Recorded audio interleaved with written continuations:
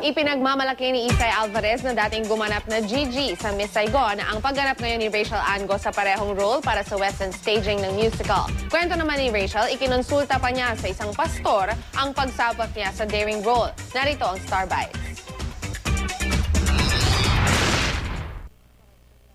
Matapos sorpresahin ng kapuso singer na si Rachel Ango ang lahat sa balitang kasama siya sa musical na Miss Saigon, ang isa pa sa ikinagulat ng marami, ang pagpayag niya sa pagganap sa role ni Gigi na isang club stripper. Nagdalawang isip ako dahil mahirap po dahil hindi po ako sanay na naka two-piece in front of a lot of people. So tinawagan ko po yung pastor namin. Tinanong ko po kung ano pong advice nila and ayun, nasagot naman po nila na hindi naman po yun yung trabaho ko talaga. Kumbaga, it's just a character. Kaya naman bukod sa fans at sa kanyang pamilya, ang isa pa sa kanyang naging tagahanga ang siya ring gumanap noon sa papel ni Gigi. Walang iba kundi ang aktresa si Isay Alvarez. Tuntua ako nung malaman ko na pumasok siya. I tweeted and really congratulated her and told her na I'm very happy for her. I think siguro ang nagustuhan kay Rachel, nakita sa kanya yung pagiging fighter niya kasi si Gigi is a fighter. Nakita niyo naman napakadaming Pinoy na sumusuporta ng Miss Saigon.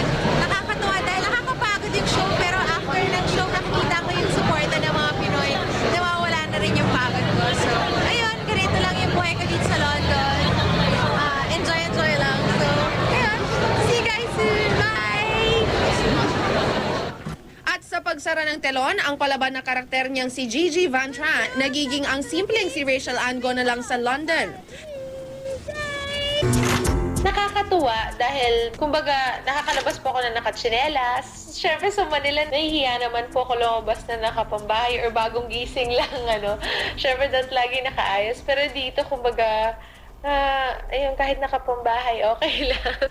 Gayunpaman, mababakas pa rin naman kay Rachel ang pagkamiss niya sa kanyang mga fans, lalong-lalo na sa kanyang pamilya. Kaya bilang pasalubong from Philippines with Love, ipinabot namin ang mensahe ng mga nagmamahal sa kanya. Hi, Ate Shane. We're excited to see you this coming October. So, yun. Sana huwag ka malulungkot dyan kasi namiss ka na rin namin. And then, good luck din sa shows mo dyan in Saigon. Shane, kamusta naman ang paggiling mo? Tinotodo-todo mo ba gabi-gabi? Ini-enjoy mo ba ang bawat kembot mo as Gigi? I'm sure you are. And I'm very happy na nandyan ka and you're doing Gigi. Thank you!